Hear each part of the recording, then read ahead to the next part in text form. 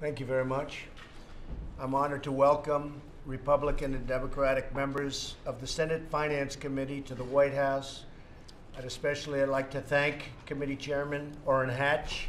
Thank you, Orrin. Thank you. And Ranking Member Ron Wyden for joining us today. Thank you very much. Thank you, Ron. Thank you, President. We're here to discuss our plan to deliver historic tax cuts for American families, businesses, workers. It will be the largest tax cut in the history of our country.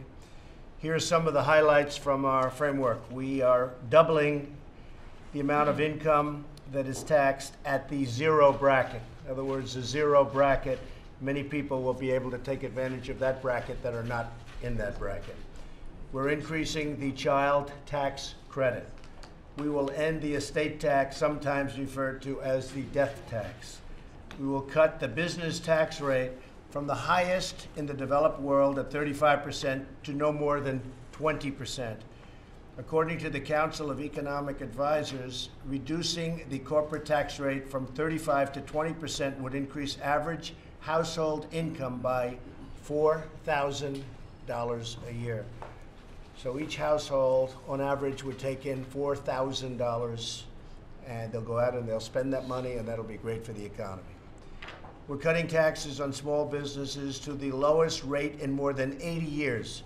For 30 million Americans who own small businesses, it will be a 40% tax cut. And they will thrive, and they will expand, and they will be happy. For at least the next 5 years, businesses and manufacturers will be able to expense the full value of new equipment in the year in which they buy it, something which nobody even thought in terms of, and something which will have, I think, one of the biggest impacts on our economy.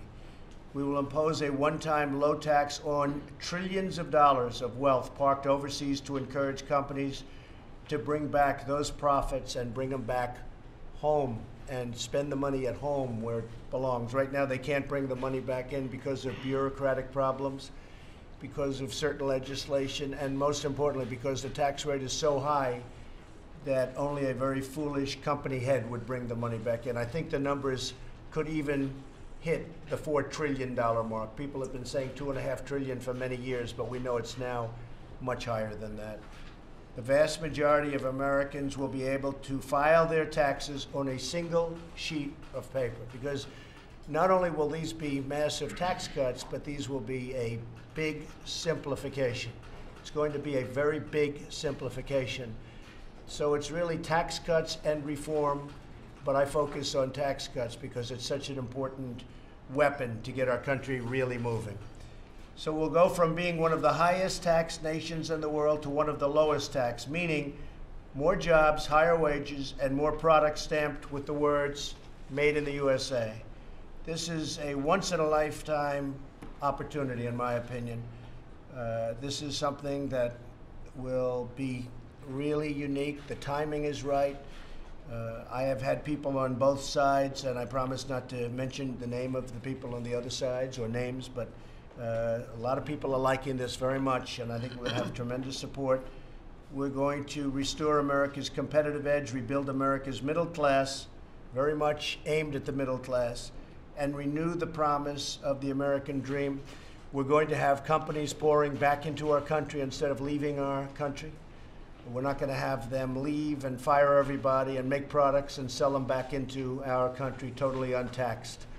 All we do is end up with lots of people without jobs and no product. It's not going to happen anymore. So I just want to thank everybody for being here. It's a great honor. We're going to have a great discussion today, and I'm sure we'll have unanimous support. I have no doubt, right? Right, Ron? I think, right? So thank you very much, everybody. Appreciate it. Thank you. Thank you. Why don't you change your mind on healthcare? Why don't you change your mind on the healthcare? Mr. President, what did you say, Sergeant Jones? Didn't say what that Congresswoman said. Didn't say it at all. She knows it, and she now is not saying it. I did not say what she said, and I'd like her to make the statement again, because I did not say what she said. I had a very nice conversation with the woman, with the wife, who sounded like a lovely woman. Did not say what the Congresswoman said, and most people aren't too surprised to hear that. What is the proof, Mr. President? Let her make her statement again, and then you'll find it. She is saying that you said that Okay, let her make her statement again, and then you'll find out. Why did you make the Yeah, go ahead. Thank you. Mr. Biden, let's go. Bipartisan healthcare. Well, we'll see the bipartisan. We're going to see the bipartisan, and Lamar Alexander's working on it very hard from our side. And if something can happen, that's fine. But I won't do anything to enrich the insurance companies, because right now, the insurance companies are being enriched. They've been enriched by Obamacare like nothing anybody's ever seen before. I am not going to do anything to enrich the insurance companies. Okay, thank you very much.